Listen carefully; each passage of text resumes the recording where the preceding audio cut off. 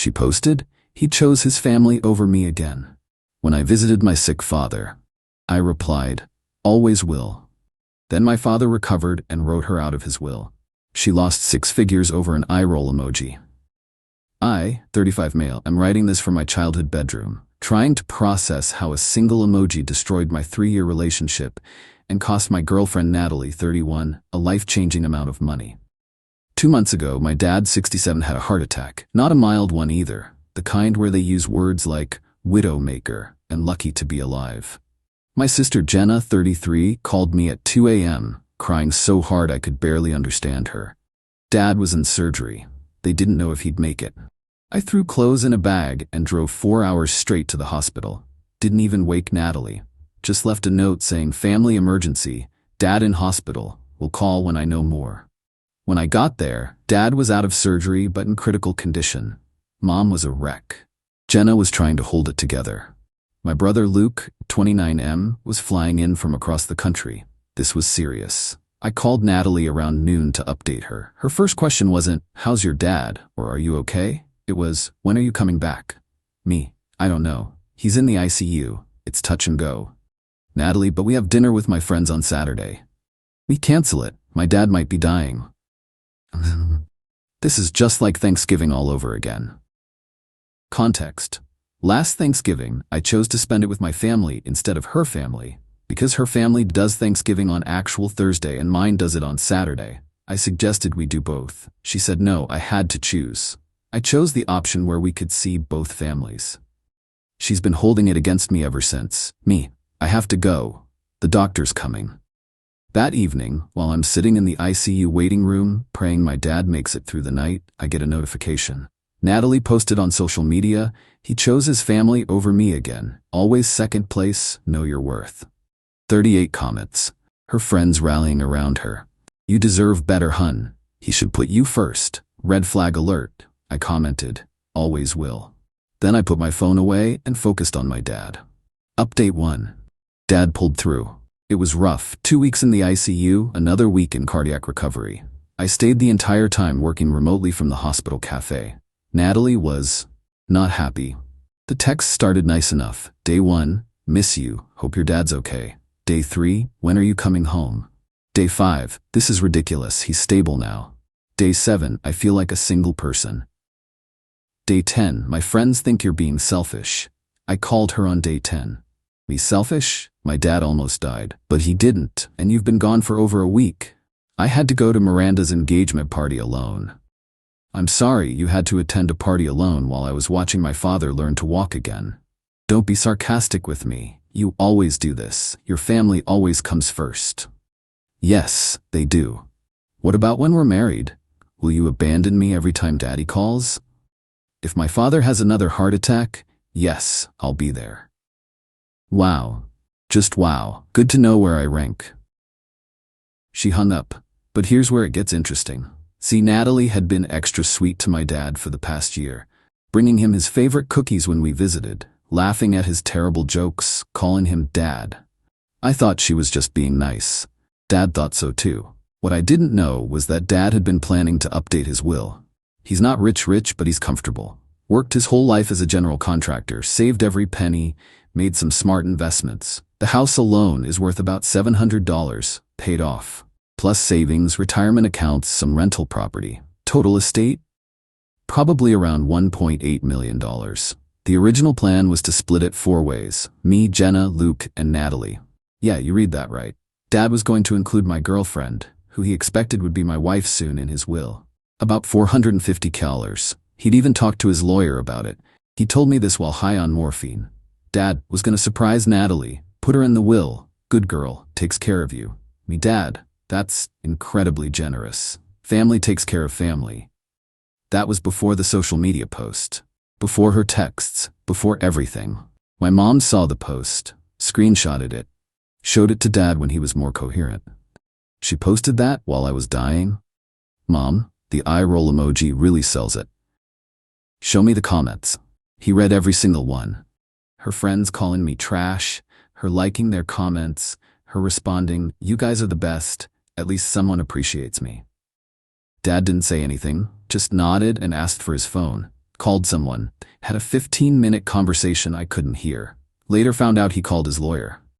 Update 2: Dad came home from the hospital, but he needed care. Physical therapy, medication management, follow-up appointments. I extended my stay. Set up a temporary office in my childhood room. Natalie was livid. She drove up to see me, finally after 6 weeks, but not to see how Dad was doing. She came to have it out. The moment she arrived, she was cold to my family. Barely acknowledged my mom. Didn't ask about Dad's recovery. Just marched me outside for a talk. Natalie, this is insane. You've been gone for 6 weeks. My dad needed me. I need you. I'm your girlfriend. I should be your priority. You're important to me, but my dad almost died. He's fine now. This is just an excuse. You're avoiding our relationship? What relationship? The one where you posted about me choosing my family over you while my dad was in the ICU. It was just venting. Everyone vents on social media. With an eye roll emoji, while my father was on life support. You're being dramatic. That's when Dad walked out. Slowly, using his walker, but steady. Natalie, didn't hear you come in. Dad, oh my God, you look so good. I've been so worried. Have you? Didn't see you at the hospital. I wanted to give family space, but you had plenty of space on social media. Her face went white. I saw your post. The one about my son choosing his family over you, with the eye roll. I was just frustrated. My son was watching me die, and you were frustrated about missing dinner plans. It wasn't like that. It was exactly like that. I read the comments. Your friends calling my son selfish, you agreeing with them, while I was learning to breathe on my own again. He turned to me. Son, I need to rest. Natalie, drive safe. He walked back inside. Conversation over. Natalie tried to recover. He's on medication.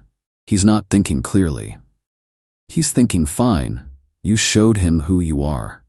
What's that supposed to mean? It means you posted an eye roll emoji about me visiting my dying father. She left in a huff, but not before trying one more manipulation. You know, I was going to suggest we start looking at rings, but clearly you're not ready for that commitment. Me, you're right. I'm not ready to commit to someone who thinks my dying father is an inconvenience. Update 3. Last week was Dad's follow-up appointment. Clean bill of health. Doctor said he's recovering remarkably well. During the visit, Dad mentioned he'd updated some paperwork. Medical directives, power of attorney, the usual stuff. He also had a family meeting. Just me, Jenna, Luke, Mom, and Dad. No Natalie. We'd been on a break since her visit. Dad, I've updated my will. Want everyone to know what's what? No surprises. He laid it out. Everything's split evenly between his kids. Mom gets the house for life, then it goes to us. Simple, clean, fair. Jenna, Dad, this is kind of morbid. Almost dying makes you practical. Besides, I had to make some changes anyway. Luke, changes? Was going to include Natalie. Had already talked to the lawyer about it. Was going to be my wedding gift to you both. Security for your future. My jaw dropped. So did everyone else's. Me, Dad, I had no idea. $450K worth of no idea. But that ship sailed when she rolled her eyes at my heart attack. We wanted to help set you up, all of you, but respect is non-negotiable. She thought visiting me was choosing family over her. Imagine what she'd think about inheritance. Probably post about that too. He died and all I got was this stupid money. Jenna actually snorted. I'm not financing someone who treats my son's love for his family as a burden. That evening, I met Natalie for coffee. Told her we were done. Officially. Natalie, this is about your dad, isn't it? He poisoned you against me. You poisoned yourself against you, with your own words. One post, it was one post. One post that showed how you really feel, that my family is an inconvenience, that my dying father was an eye roll to you. You're overreacting. Dad was going to put you in his will. Did you know that? Her eyes went wide. What? He was going to leave you the same as his kids. About $450K, because he thought you were family. Natalie, was, past tense. He changed it after your post. The color drained from her face. He can't do that. We've been together 3 years. I decorated his house for Christmas. I went to his birthday parties. And then you rolled your eyes at his heart attack. It was an emoji. It was your true feelings. She tried everything then. Tears, apologies, promises to apologize to Dad. Even suggested couples counseling. Natalie, I'll make it right. I'll apologize. I'll delete the post. You already deleted it. 2 weeks ago. Doesn't delete the screenshot Mom has. Your mom screenshot it? My whole family saw it. My aunts, my cousins. Everyone knows you thought Dad's heart attack was annoying. Final update. Natalie went nuclear. Started texting my family members, trying to explain herself. Told them I was manipulating the situation, that she was just stressed when she made the post, that she deserved a second chance. Jenna forwarded me Natalie's text. I've been like a daughter to him for 3 years. One mistake shouldn't cost me family. Luke got, your brother is being controlled by your parents. Help me make him see reason. But the best was what she sent Mom. I know you understand what it's like to be second to his work and family. We should talk woman to woman. Mom's response, his work and family include me. I'm both. You're neither. Then Natalie made her biggest mistake. She contacted Dad directly, sent him a long email about how she was practically his daughter-in-law, how she'd invested 3 years in this family, how it was unfair to punish her for one emotional moment. Dad forwarded it to all of us with one comment. Still seems to think this is about money. He was right. Not once did she apologize for the post. Not once did she say she was wrong to be annoyed about me staying with him. It was all about what she deserved, what she was owed, what she'd invested. Dad responded to her email. CC'd me. Natalie, you were never my daughter-in-law.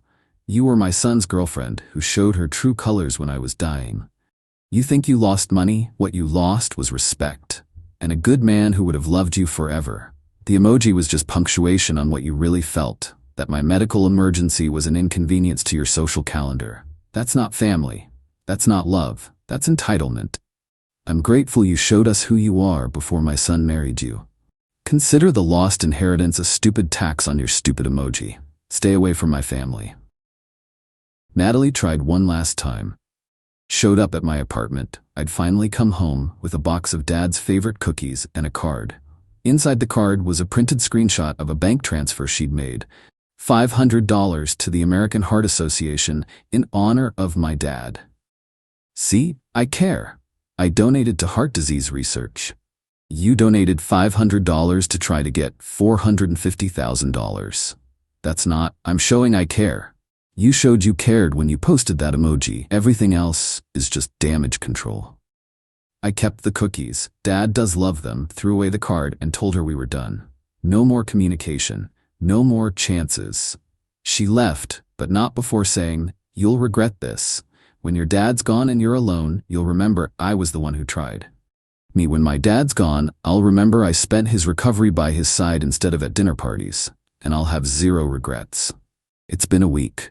Dad's doing great, started walking without the walker. Even went back to his workshop yesterday to tinker around.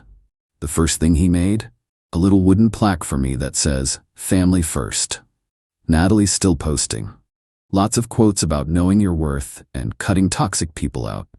Her friends comment hearts and yes, queen on everything. But I bet none of them know she lost almost $500,000 over an eye roll emoji. Dad says it was the best $450K he never spent. And me?